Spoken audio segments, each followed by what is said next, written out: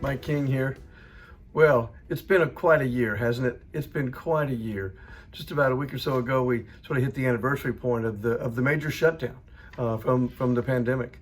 And literally, I read last weekend online a quote from the CEO of Delta Airlines that I thought was really appropriate for sort of where a lot of people are right now. And he said, "Everyone is anxious to reclaim their lives." I think that is so true. You sense that from people. It has been such a demanding year where literally everyone had to reinvent everything they did, both personal life, professional life, work life, home life, you name it. Nothing was routine.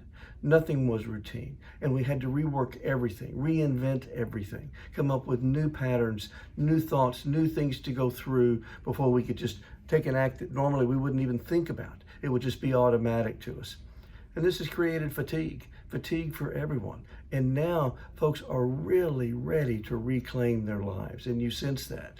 You know, just a couple of hours after I read this comment online, I got a great example of it with a phone call from my son who I literally officiated for his wedding a year ago on March 15th, the day, literally that Sunday that everyone was shutting down. Everything started shutting down. Even in the midst of the wedding, things were shutting down. The place where he was supposed to have the dinner afterwards and reception and such shut down literally just prior to the wedding. And suddenly all plans had to be changed.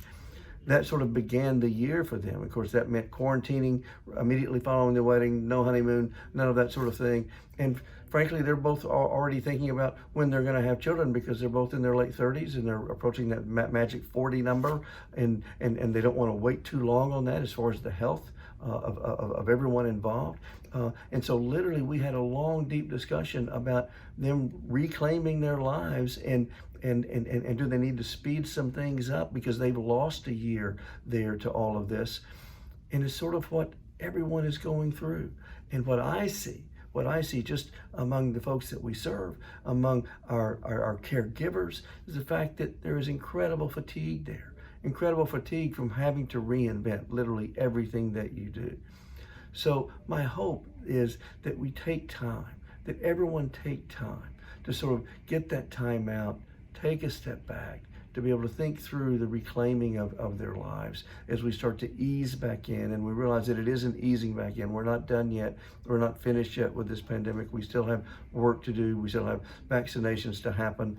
We still have protocols to mind still, but we are easing back into that. I hope folks can take the time to do the internal work, the work inside themselves, their spiritual selves, every part of them before they go external, because I really do believe that that's where it begins. Now, our external work is going to continue, and we have some good things happening. We have an amendment. You're going to see an attachment to the mailer that goes out about this. The email that goes out about this is going to also have a public policy alert that you're going to see, and I encourage you to go down and click on it so you can see that we want you to encourage your senators to vote for a House-passed bill already, H.R. 1799, which extends the deadline for when people can apply for the PPP loans.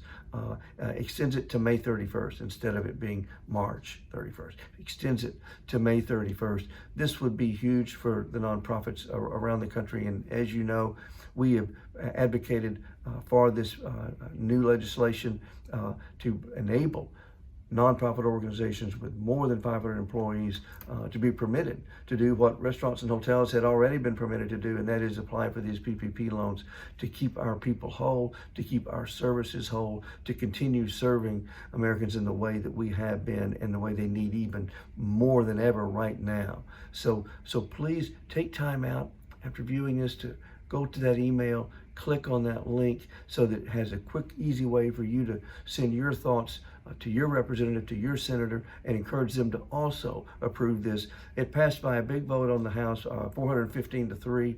It's bipartisan, totally bipartisan. It's not a partisan issue. This is a people issue.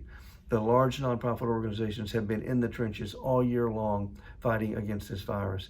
And literally, they are ready to reclaim their lives as well and reclaim the services as well. But to do that, they're going to need this support from the PPP loans. Thank you so much for everything you're doing. Thank you for the lives that you have saved. You've been so courageous in saving those lives. And we are so proud for you and proud of you. Bless you.